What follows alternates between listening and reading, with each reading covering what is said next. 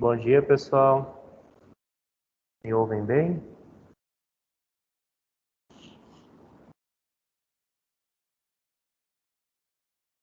Como é que vocês estão? Estão me ouvindo bem, então? Dá um joinha aí para eu ver.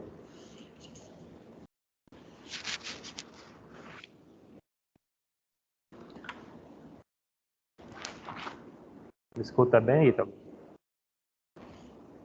Beleza. Pessoal, hoje eu vou introduzir um novo capítulo, certo? Esse novo capítulo ele tem como objeto de estudo a agricultura, né? São dois capítulos 8 que faltam para nós concluirmos, só que um é da frente A e um é da frente B. O da frente A é a agricultura e o da frente B é a indústria, tá bom? Deixa eu compartilhar aqui com vocês. E nós vamos seguir a aula hoje, o livro. Se você estiver com o seu Bernoulli aí, já abra ele no capítulo Agricultura, de onde vem o alimento. É o título do capítulo.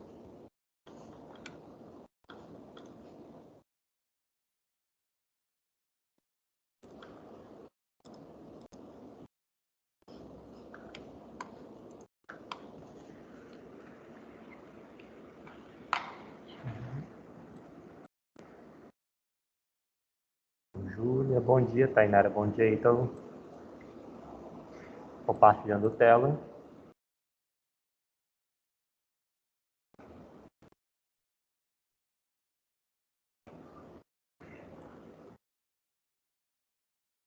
Olha só a coisa linda essa imagem, né? Tá bonitinho, tá? Meus amores, alguém lê para mim, por favor, esse trecho aqui, introdutório, para a gente possa fazer uma discussãozinha básica. A partir da próxima vez? Sim, por favor. Ok. Da próxima vez que você morder uma fatia de melancia ou comer uma espiga de milho, lembre-se do seguinte: essas frutas ou vegetais familiares nem sempre tiveram a aparência e o sabor que você está, com os quais você está acostumado. Atualmente, nossas culturas alimentares são muito diferentes das plantas silvestres originais das quais foram derivadas. O ser humano vem cultivando raízes há cerca de 12 mil anos, desde o período neolítico ou idade da pedra polida. Durante essa época, a difusão da agricultura desencadeou intensas mudanças na sociedade e na maneira como a população vivia. Gradualmente, as pessoas aprenderam a cultivar cereais e raízes e estabeleceram uma vida baseada na agricultura. Continua? Sim, por favor. Durante o processo de domesticação, as pessoas começaram a selecionar melhores vegetais para propagação e animais para procriação. Inicialmente, isso era involuntário, mas depois passou a ter a intenção de desenvolver melhores culturas alimentares e a pecuária. Hoje em dia, as frutas, vegetais e derivados da pecuária fazem parte do dia a dia das sociedades. Para que isso aconteça, há toda uma estrutura com investimentos e trabalhadores dedicados ao setor agropecuário. Com relação aos solos, há certos vegetais que têm preferência por determinados tipos, como a cana-de-açúcar, que se desenvolve em solos argilosos, sobretudo no Massapê. O café prefere os de origem vulcânica, como a terra rossa. Já é o. Eu não vou saber pronunciar esse nome. Terrosion é ideal para o cultivo de cereais. Com o relevo não poderia ser diferente. Ele também tem uma grande importância na distribuição e na localização dos vegetais. Algumas espécies desenvolvem melhor em regiões mais elevadas, outras preferem as planícies de inundação, outras as encostas úmidas das serras. Com a Revolução Industrial, a agricultura alcançou um avançado estágio de desenvolvimento técnico e científico. Sobretudo com a Revolução Verde, esse processo beneficiou prioritariamente os países desenvolvidos. Enquanto isso, grande parte dos países subdesenvolvidos passaram por uma situação que envolve dificuldades no acesso aos alimentos. Perfeito, obrigado, André. Pessoal, essa introdução, ela discute um pouco o que, assim, de fato, o que vocês conseguem entender do que foi colocado aí como introdução do capítulo. Deixa eu voltar aqui um pouquinho. Deixa eu diminuindo assim, vocês conseguem. Bom, para mim o que estava passando aí foi principalmente a evolução da agricultura ao longo da história humana, começando das sementes.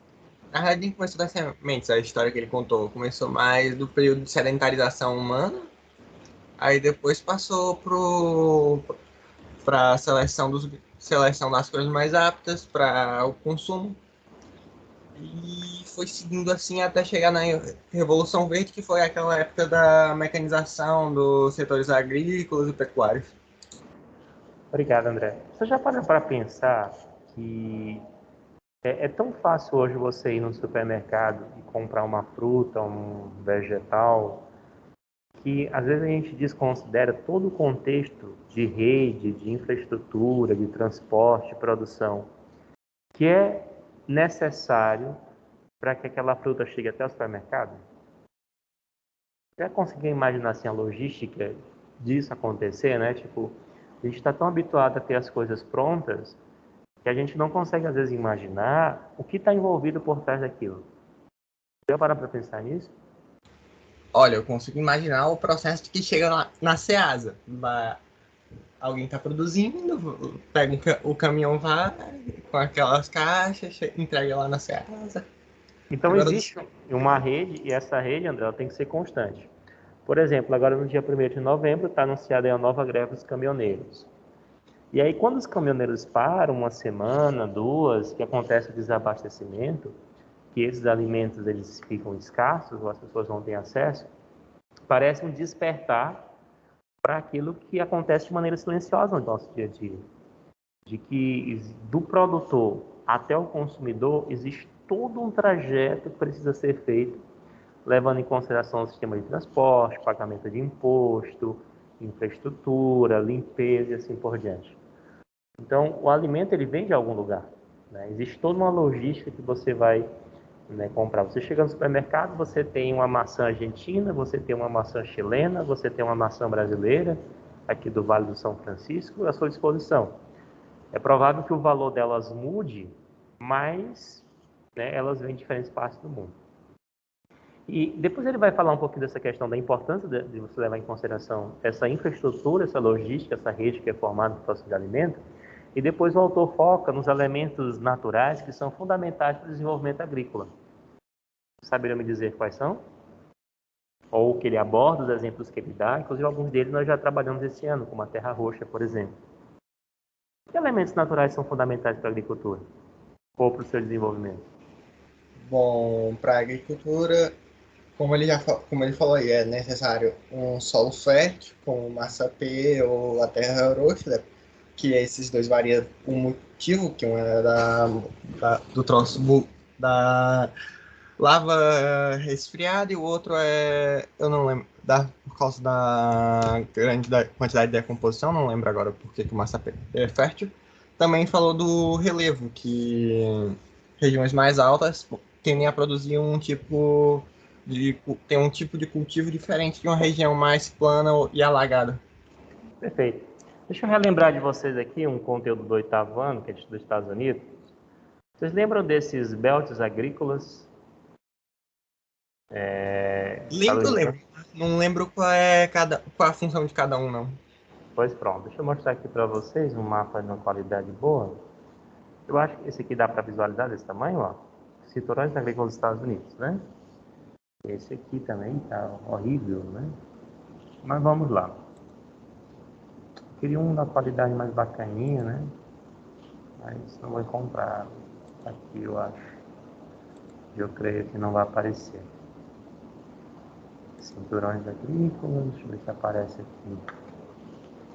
Bom, quando nós estávamos no 8º ano, eu mostrei para vocês que os Estados Unidos, no início do século XX, ele fez um estudo do seu território. E no estudo do seu território, ele elencou alguns elementos naturais. Clima, né? Dentro do clima, quais são os 2 elementos climáticos mais importantes do desenvolvimento da agricultura? Vocês saberiam me dizer? Temperatura e umidade? Perfeito. Levar em consideração a temperatura e umidade. Estudaram o relevo da região, até porque a gente está falando, né, sobretudo depois da Segunda Guerra Mundial, de uma agricultura altamente mecanizada, que prefere, né, superfícies mais planas. Levou em consideração a hidrografia. Na aula passada eu falei para vocês de uma importante bacia, nas aulas passadas, né? De uma importante bacia que fica na parte central dos Estados Unidos e que é muito utilizada para a produção agrícola. Vocês lembram qual é o rio? Porta território norte-americano, sentido norte-sul. Nossa, agora eu me esqueci o nome, mas é o que faz o... Canyon? Não, não é o Canyon, não é. É o esque... Grafeno ao Colorado, né? É, E aí? Bora lá, gente, participem. Qual a bacia hidrográfica que fica na parte central dos Estados Unidos, que é muito utilizada para irrigação, produção de arroz e outros produtos? Colocar aqui no chat, Mississippi. Mississippi, perfeito. É isso mesmo, então. E o que foi que aconteceu? Então, eles fizeram um estudo da região e desse estudo resultou os belts agrícolas. O que é um belt agrícola? É um grande cinturão de agricultura especializada. Em outras palavras, o governo americano diz assim, olha, se você quiser produzir nesta área, o ideal é você produzir esse cultivo, essa cultura. Porque se você produzir, as condições são ideais, e aí você vai ter uma elevada produtividade. Isso gerou um aumento da produtividade agrícola dos Estados Unidos de tal maneira que no final do século XX ele passou a ser chamado de gigante na agricultura. Vocês conseguem imaginar se o Brasil tivesse feito a mesma coisa? Qual resultado nós teríamos no Brasil? Se nós adequássemos, por exemplo, as nossas configurações climáticas de solo, o que é que nós atingiríamos? O que é que vocês acham? Vocês acham que nós conseguiríamos evoluir em termos de produtividade?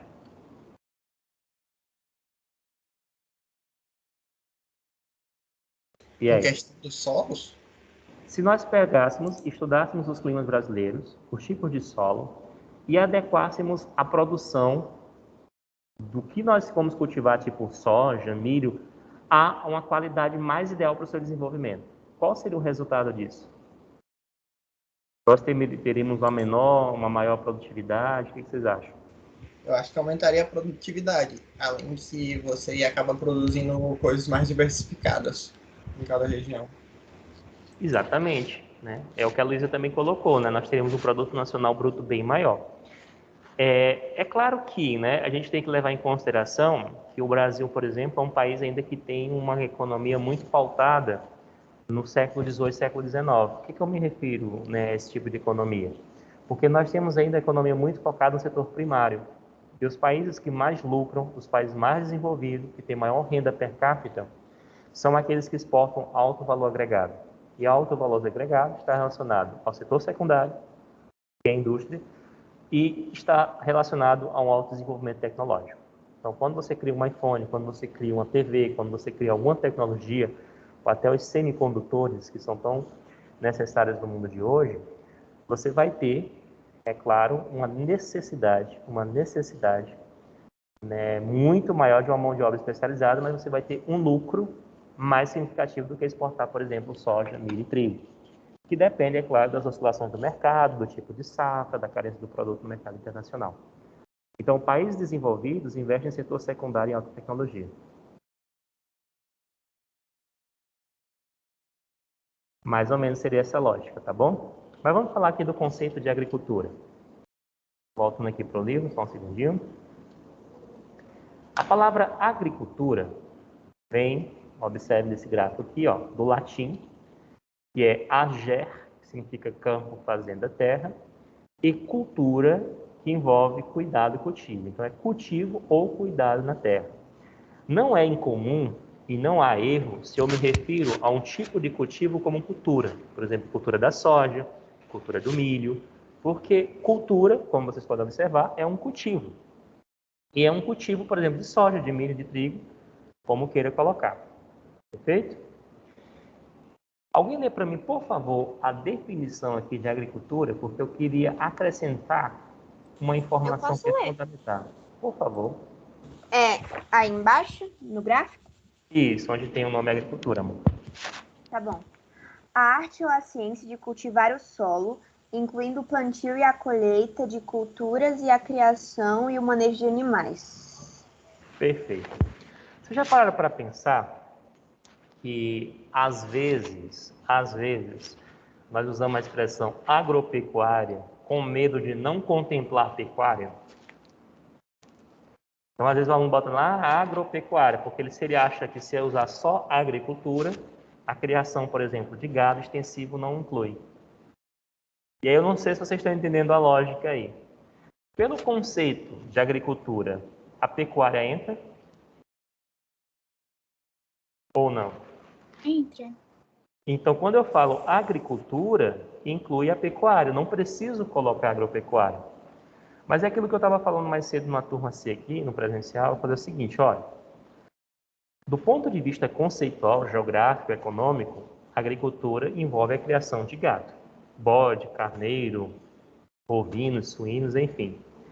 Porém, se você vai escrever uma redação, você tem que levar em consideração, por exemplo, o professor de redação, é mais provável que ele tenha um conhecimento como agropecuário. Então, eu recomendaria num texto mais, como é que eu poderia dizer, não técnico, mas um texto mais discursivo, dissertativo, usar o termo agropecuário.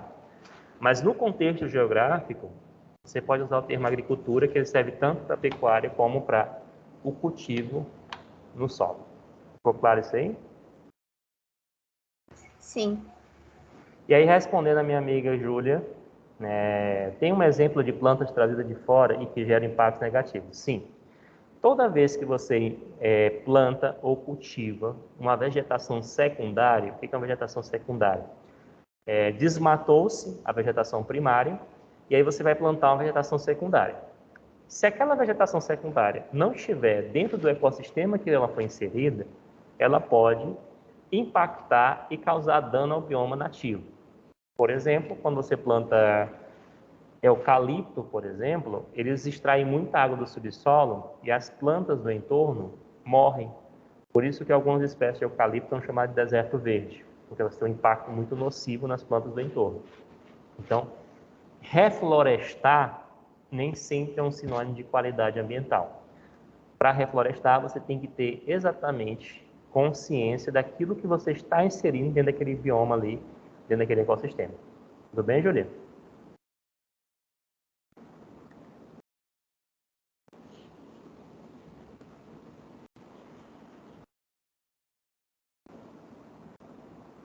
Então, vamos agora fazer a diferenciação. O que vocês entendem por agricultura intensiva e agricultura extensiva? Como é que vocês diferenciariam esses dois conceitos? Alguém sabe me dizer? Como é que você diferencia a agricultura intensiva de agricultura extensiva? Bom, normalmente eu penso mais em intensiva e extensiva quando eu penso em pecuária, mas não, então seria tipo, levando o conceito que eu tenho de pecuária, seria o uso de tecnologias, um maquinário mais moderno no intensivo, enquanto no extensivo seria algo mais usado antigamente, antes da Revolução Verde. O caso da produção de soja no sul do Piauí, André, seria intensivo ou extensivo? Creio que intensivo, por causa que ela não é natural dessa região, né? Alguém quer falando, eu cortei? Desculpa aí. Eu quero.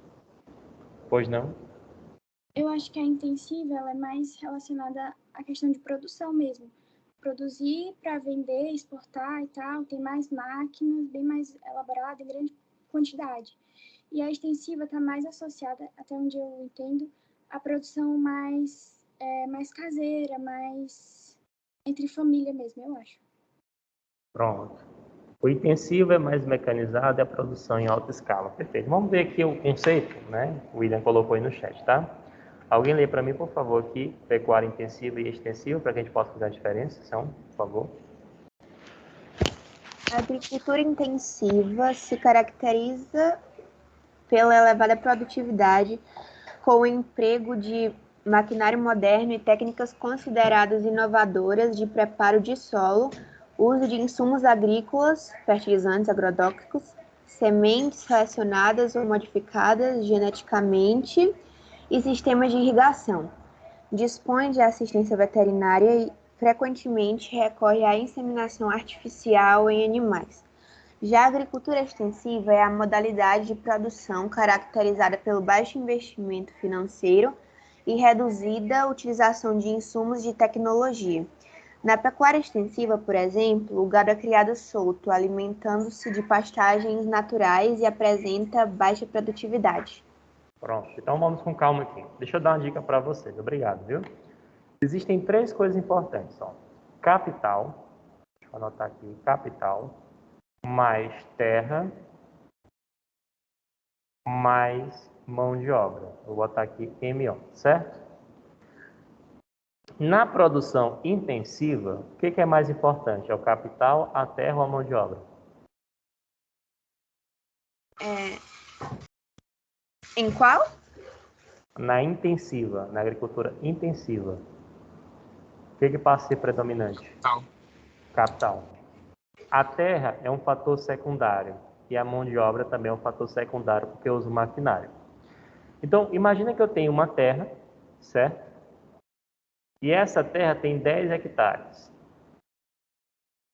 E eu consigo aqui produzir 2 safras por ano. Por quê? Eu vou usar o clima tropical, por exemplo, que vem em verão chuvoso e inverno seco, e na estação seca eu vou irrigar.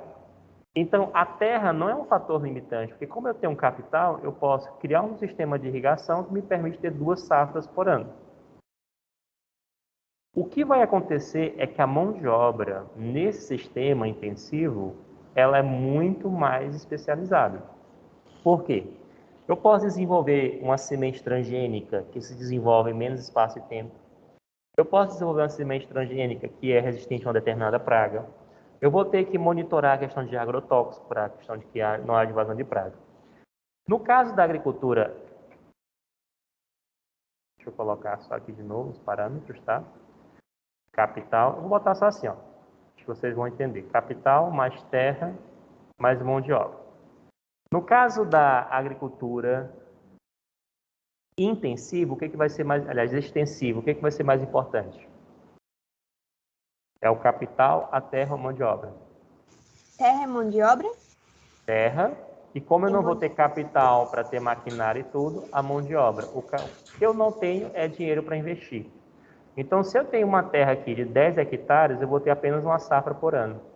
E se não chover, eu não vou ter nenhuma safra por ano, porque eu não tenho infraestrutura ou capital para criar sistema de irrigação.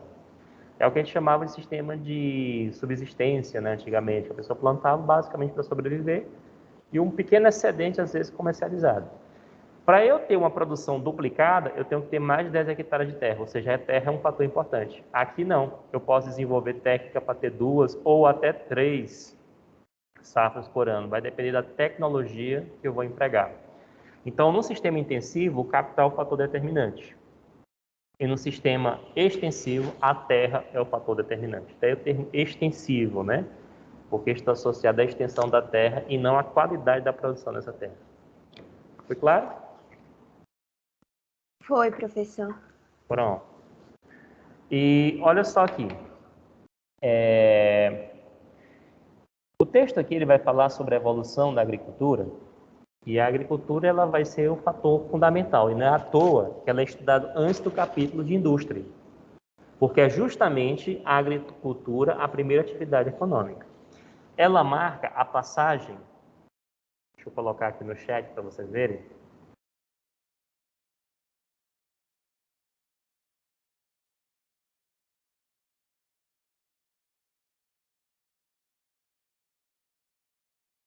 Já viram essas expressões aí, ó? Nomandismo, sedentarismo. No início da história humana, o homem ele era um nômade. Alguém sabe definir o que é um nômade? O que é um nômade? Pessoas que não tinham um lugar fixo para viver? Exatamente. E aí esse homem coletava os frutos em uma determinada região, caçava, pescava. Quando os frutos se exauriam ali, porque a estação, né, claro, cada local vai ter uma estação específica, ele migrava para uma outra região. O que ele tinha que saber era exatamente o quê?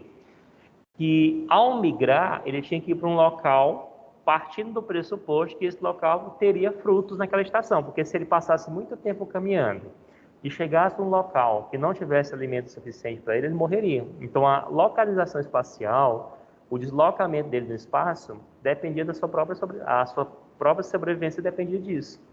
Se ele errasse, né, nesse processo de migração, ele poderia morrer por falta de alimento. O que acontece é que em um determinado momento da história, exatamente, esse é o ponto, viu, William? Esse é o ponto. E vai chegar um determinado momento da história que o homem vai descobrir a melhor coisa que ele já criou. Você sabe o que é? A agricultura? Sedentarismo. Estou brincando, viu, Esse aí gente? também é bom.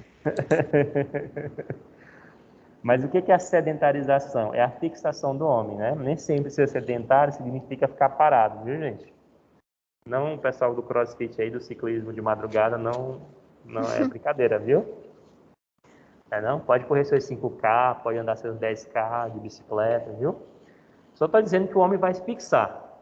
E para se fixar, William, ele vai deixar de ser um coletor e passar a ser o quê, William? Para que ele consiga ficar no lugar. Porque, independente do local que ele escolhesse para fixar, ele tinha que produzir, porque o local que ele ia ficar, em determinado momento, ele ia ter que, né, os alimentos iam acabar. Olha aí o que a Maíra botou. Então, você vai ter a passagem de um sistema coletor para um sistema produtor. O homem passa a produzir. E não é à toa que as primeiras sociedades humanas, organizadas e civilizadas, elas vão se localizar perto de quê? E por quê? De rios, porque facilita a irrigação. Uhum. E, gente, isso deve muito aos homens da pré-história, porque eles migravam, grande parte dos alimentos que depois as sociedades futuras foram consumindo, alguém morreu antes comendo. Ou não. O homem estava migrando lá, pegava um fruto, comia, morria. O que o outro fazia? Não comia, que ele já sabia que aquilo era venenoso, certo? Se fosse na política atual, não, né? O cara, não, ele comeu errado, deixa eu comer direito. Aí ele comia e morria também, não era? Ele ia morrendo 1, 2, 3. Vocês entenderam a ironia aí do processo. Mas os homens não faziam isso, eles comiam fruto. Aí o coleguinha morria, ele disse, não vou comer porque mata, né? Se eu comer não vai dar certo, eu vou procurar um outro fruto. E assim foram descobrindo as coisas, né? E mais tarde, eles perceberam, quando passava muito tempo no local, que ao jogar o resto do fruto no solo, havia uma germinação, que essa germinação era acelerada quando estava mais próximo de rio, e há uma necessidade de ingerir água, né, e tudo mais, depois cozir alimentos, está próximo de recursos hídricos, então as primeiras sociedades humanas se organizaram nessas áreas. Como, por exemplo, o presente fértil da Mesopotâmia, entre o rio Tigres e Eufrates, o caso do Egito, né, da que eu falei na aula passada, a questão de que o Egito é uma dádiva do Nilo, o caso da própria civilização chinesa, em torno dos rios amarelo e azul. Então, as primeiras sociedades humanas se fixaram próximos a rios. Por quê? Ajudava em sua atividade econômica organizada, que é a agricultura, e essa agricultura de início era uma agricultura de subsistência, ou seja, eles produziam apenas o necessário, mas à medida que havia a evolução da técnica, a construção de uma técnica mais aprimorada, eles começaram a produzir excedentes, e esses excedentes eram comercializados. Por quê? Que alguns eram armazenados e começou o artesanato, não? Inicialmente, você produz um excedente. Esse excedente, ele é fruto, né, de uma troca, né? O cara produziu muito feijão, o outro muito arroz, trocava o excedente do arroz pelo feijão. E depois há a necessidade de se acumular isso em um valor monetário. Aí vai surgir o quê? Para acumular esses valores, já que você não podia armazenar tudo em milho, em soja, que eram perecíveis. O que vai surgir para agregar valor e ser comercializado? Moeda? A moeda. E é justamente esse excedente que vai produzir uma classe social, que no alemão vem de Burgos, que é cidade ou fortaleza, que vai comercializar em um ambiente, ou seja, ambiente urbano, os excedentes que o campo produzia. Aí surge a burguesia, que é a classe comerciante. E essa burguesia é responsável por investir em maquinários que gerarão no século XVIII a Revolução Industrial. Percebe as etapas, por que o setor primário é estudado antes do setor secundário? Sim. Ok? Uhum. Alguma pergunta? Não. Aqui nessa página, ó, tem um quadrozinho, né, para você completar. Depois eu gostaria que vocês continuassem aqui, ó. Ele vai colocar o sistema intensivo, né? Sistema extensivo. O intensivo, país desenvolvido, né? Questão de tecnologia. Extensivo, país subdesenvolvido. Alto investimento, pouco recurso financeiro. Técnicas modernas, técnicas rudimentares. Da enxada, né, a outras técnicas mais rudimentares. Alta qualidade de produção por hectare, baixa qualidade de produção. Mecanização, ausência de mecanização, e aqui você vai continuando elencando outras características dos sistemas produtivos. Perfeito? Alguma pergunta até agora? Por enquanto, Da não. minha parte, não. Pronto. Alguém escreveu no chat aí, gente, que eu não estou podendo abrir o chat agora? Escreveu não, professor. Pois vamos lá. A classificação das atividades agrícolas. Aqui eu vou passar uma atividade que a gente vai iniciar nessa aula e vai concluir na próxima, tá? Isso aqui cai muito no Enem. Aliás, o primeiro Enem que foi lançado em 2008, a primeira prova, né? A gente não sabia como é que o Enem seria naquele ano. E aí eles mandaram 10 questões de cada área do saber, né? Ciências humanas, 10 questões de tecnologias, matemáticas, suas tecnologias, enfim, 10 de cada. E o que aconteceu foi que essas 10 questões meio que nortearam o nosso trabalho. Mas como aqui é Brasil, né? E o Brasil é um país complicado de diversas formas, a primeira prova do Enem vazou. E aí o governo teve que cancelar a prova, obviamente, e fazer outra. E dentre as questões que caíam, adivinha qual foi a classificação agrícola que caiu? Ó? Jardinagem. Então, já desde a sua formação, esses sistemas agrícolas são amplamente cobrados nos vestibulares, tá? Então, nós temos jardinagem, agricultura de subsistência, plantation, sobretudo no contexto histórico, né, de formação colonial da América. Nós temos a colonização de exploração. Lembra que existem duas formas de colonização, exploração e povoamento? Conteúdo lá do 8º e 9º ano. Agricultura comercial e empresarial. Enfim, aqui você tem os sistemas agrícolas. O que eu quero que vocês façam? Deixa eu mostrar aqui para vocês. Vocês vão construir um quadro síntese, mas dessa vez eu gostaria que vocês construíssem, tá? Vamos ver se a gente consegue agora uma adesão maior do que quando se referir às bases hidrográficas. Deixa eu abrir aqui meu Word só um segundinho. Você vai colocar o Wordzinho aqui no formato paisagem, ó. Ou pode fazer à mão também, né? O William fez um quadro bonitinho na aula passada. Estava vendendo por R$5 cada um, né, William? Ficou riquíssimo. Foi jantar aí num restaurante muito caro aqui de Teresina, só com o dinheiro do quadro. Tô brincando, William? Cadê o William? Mas o quadro dele estava muito bonito. Você quer compartilhar, William, teu quadro aí? Tem ele digital? Para mostrar para a galera o quadro de bacia hidrográfico que você fez? Cadê o William? Tá sem microfone. Pronto. É os bicos, né, William? Tudo caro, né, meu amigo? O gasolina já tá 7 guedes aí, né? 7,50 guedes. Mas vamos lá. Aí você vai pegar aqui o quadro, ó.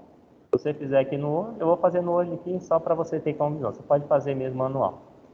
Coloca aqui, deixa eu ver aqui, deixa eu só ver. Aqui eu acho que vai ficar bom. Só 3 espaços aqui já tá bacana. Aí você coloca aqui, ó, classificação dos sistemas agrícolas.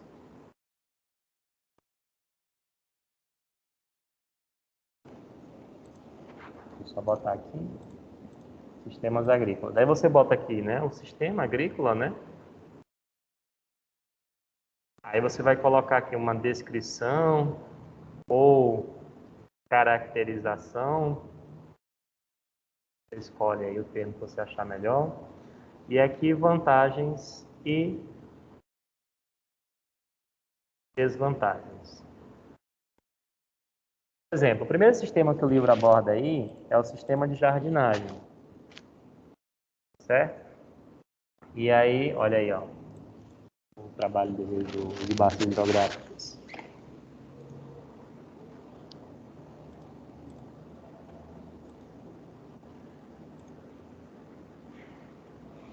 E ele já está fornecendo 0,800, né, William? Ou tem que fazer o Pix?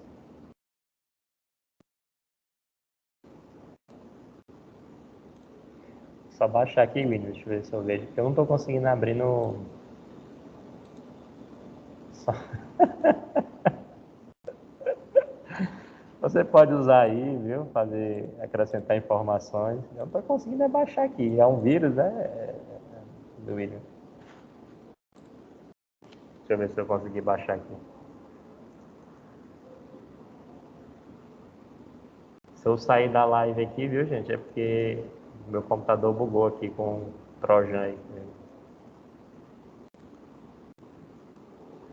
Acho que não baixou não no meu. Depois eu tento. Não tá abrindo, né? Mas antigamente abria o PDF, né? Não sei por que não tá abrindo mais não. Ele Olha, abria. eu abri, eu aperto com o botão direito, aí eu abro o PDF no navegador, porque pelo menos não tá dando pra mim não. É verdade. Você baixa depois. Mas enfim, depois você vê aí como é que você vai fazer, viu? Mas ele tinha me mostrado, né? Tu já tinha feito aquelas correções que a gente discutiu aí, né? Aliás, acrescentado, né? Não mais acrescentado que corrigir, né? Na verdade. Mas vamos lá, né? Continuando aqui, você vai fazer o quadro, aí você vai colocar aqui, por exemplo, rapaz, agora eu abri aqui, viu? Aí só no ouro, né? Com Pix e sem Pix. Muito bem, gostei de ver. Ó, então voltando aqui ao que eu estava dizendo, gente, ó. Você vai fazer um quadro, aí aqui você vai colocar, por exemplo, jardinagem, que é o primeiro sistema. Aí você vai descrever, né? Qual o país que normalmente utiliza a agricultura de jardinagem? Normalmente é um país pequeno, né? O exemplo mais clássico que nós temos é o Japão. Você sabe que no Japão, né, a dimensão é pequena, a população é mais de 110 milhões de habitantes. Então eles precisam cultivar em pequenas superfícies. Então eles adubam. Basicamente, vocês já viram aqui em algumas zonas de Teresina, que a pessoa cultiva coentro, alface, tudo. Eles fazem aquela técnica, pequenas extensões com adubação muito alta, para cultivar esses produtos. Só que arroz e os produtos que eles consomem no dia a dia. Isso dá uma produtividade, chega a 6 safras por ano, 8 safras por ano. O problema é a questão de você exaurir o solo. Você vai exaurir o solo e aí você vai ter um problema que às vezes você vai ter que raspar o solo porque ele apodreceu, não há mais como você corrigir com adubação ou com alteração química, aí tem esse problema. Aí você coloca vantagem, desvantagem, escreve o sistema, onde ele é encontrado. Entenderam mais ou menos como é que é feito? Sim. Alguma pergunta, alguma dúvida? Da realização não. Uhum.